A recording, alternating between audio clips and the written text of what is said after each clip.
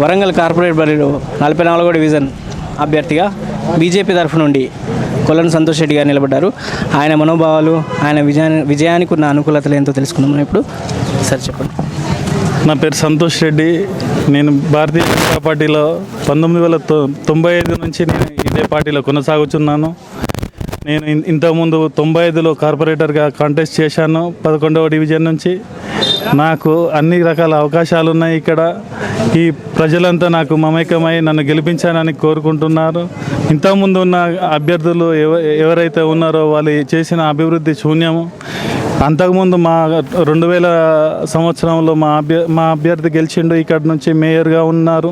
మేము అభివృద్ధి చేసిందే అదే ఇప్పటి వరకు అదే కొనసాగుతున్నది. ఒక సుమారు 10 కోట్ల అభివృద్ధి మేము అప్పుడు చేసిందే ఉన్నది. అదే చూపెట్టుకొని ఇప్పుడు ప్రజలను మభ్యపెడుతూ బెదిరిస్తూ అది ఇది చేస్తున్నారు. ఇప్పటికీ ప్రజలు చైతన్యవంతులు అయినరు. ఒకరోజు పార్టీ మారగానే ప్రత్యర్థి పార్టీల నుంచి టికెట్లు తెచ్చుకొని ఏదో మా మీద దండయాత్రలు చేసి ఏదో చేద్దామంటే అది ఇక్కడ ఏమీ చెల్లవు.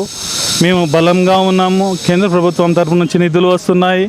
మా ప్రభుత్వం ఇచ్చిన నిధులతోనే ఇక్కడ ఈ టీఆర్ఎస్ పార్టీ కానీ ఏదైనా కానీ కొంచెం చెప్తున్నారు. అవే మాకు అనుకూలిస్తున్నాయి. వాళ్ళు ఈ డబుల్ బెడ్రూమ్లు అయినా కానీ ఇప్పటి వరకు ఏ ఒక్కరికి కేటాయించలేదు. అందుకనే మేము ధీమా వ్యక్తం చేస్తున్నాం. భారతీయ జనతా పార్టీ తరపు నుంచి మాకు అన్ని రకాల సదుపాయాలు కల్పిస్తామని మాకు మంత్రులు హామీ ఇస్తున్నారు. ఖచ్చితంగా మేము విజయం సాధిస్తాం. నాకు ఎలాంటి పోటీ ఉండదనే నేను భావిస్తున్నాను. నా గెలుపు తథ్యమని నేను అనుకుంటున్నాను.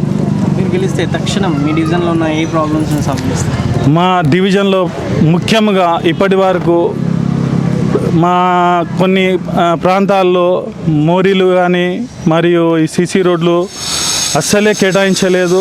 అట్లాంటి ఏరియాలలో తక్షణం తొలి విడతలోనే నేను ఖచ్చితంగా వాటి మీద శ్రద్ధ పెట్టి సీసీ రోడ్లు, డ్రైనేజీలు, అండర్ గ్రౌండ్ డ్రైనేజీలు ఖచ్చితంగా చేసి తీరుతానని నేను హామీ ఇస్తున్నాను.